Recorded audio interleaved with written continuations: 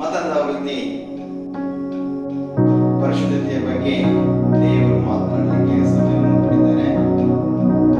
ದೇವಜನರ ಮಕ್ಕಳಿಗೆ ಪ್ರಭುವಾದ ಯೇಸು ಕ್ರಿಸ್ತನ ನಾಮದಲ್ಲಿ ಶುಭೋದಯ ವಂದನೆಯನ್ನು ಸಲ್ಲಿಸುತ್ತೇನೆ.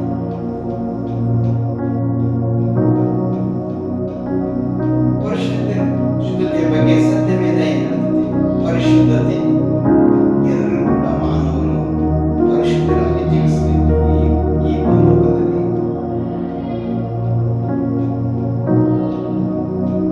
ಈ ಭೂಲೋಕದಲ್ಲಿ ಪರಿಶುದ್ಧವಾಗಿ ಯಾವ ರೀತಿಯಾಗಿ ಜೀವಿಸಬೇಕು ಎಂಬುದನ್ನ ಸತ್ಯವೇದ ಏನ್ ಹೇಳುತ್ತದೆ ಎಂಬುದನ್ನ ನಾವು ನಿಮ್ಮೆಲ್ಲರೂ ಕೂಡ ಕಾದಿರುವುದನ್ನು ನೋಡೋಣ. ಪ್ರಿಯ ದೇವಜನರ ಮಕ್ಕಳೇ,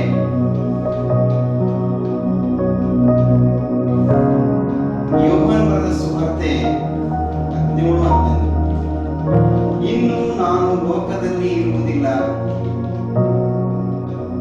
ಇವರು ಲೋಕದಲ್ಲಿ ಇರುತ್ತಾರೆ, ನಾನು ನಿನ್ನ ಬಳಿಗೆ ಬರುತ್ತೇನೆ.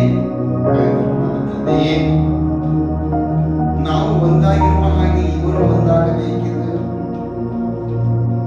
ನೀನು ನನಗೆ ಕೊಟ್ಟ ನಿನ್ನ ಹೆಸರಿನಲ್ಲಿ ಇವರನ್ನು ಕಾಯಬೇಕು. ನೋಡಿ,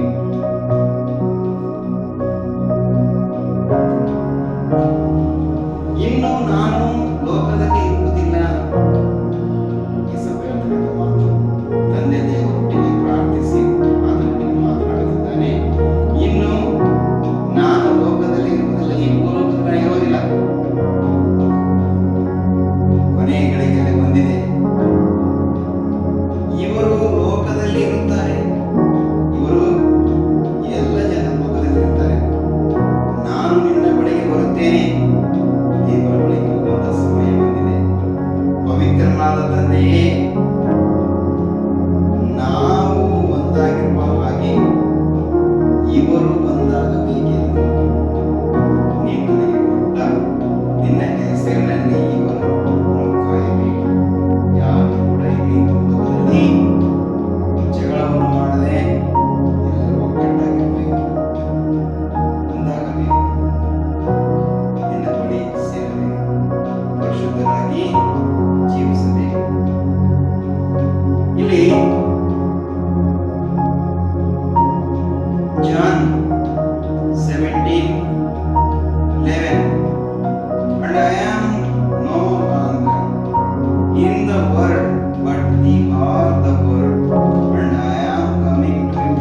Holy Father, keep them in your name which you have given me, that they may be one, even as we are one. ಇನ್ನು ನಾನು ಲೋಕದಲ್ಲಿ ಇರುವುದಿಲ್ಲ, ಇವರು ಲೋಕದಲ್ಲಿ ಇರುತ್ತಾರೆ.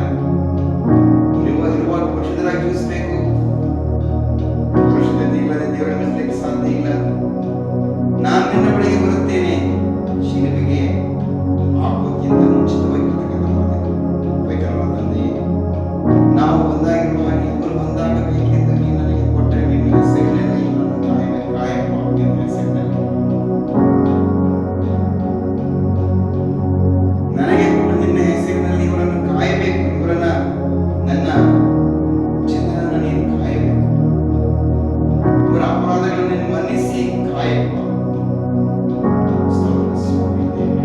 ಎಷ್ಟು ಅಪರಾಧಗಳನ್ನು ಮಾಡುವ ಮನುಷ್ಯ ದಿನನಿತ್ಯವಾಗಿ ಎಷ್ಟು ತಪ್ಪುಗಳನ್ನು ಮಾಡ್ತಾರೆ. ನಿನ್ನ ಬಳಿಗೆ ಬರುವವರೆಗೂ ಅವರನ್ನ ಕಾಯಿಸುವ, ಪರಿಶುದ್ಧರಾಗಿರುವಂತೆ ಕಾಯುವ ಅಂತೇಳಿ ತಂದೆ ಬಳಿ ಯೇಸು ಸ್ವಾಮಿ ಪ್ರಾರ್ಥಿಸುತ್ತಾರೆ. ನೋಡಿ,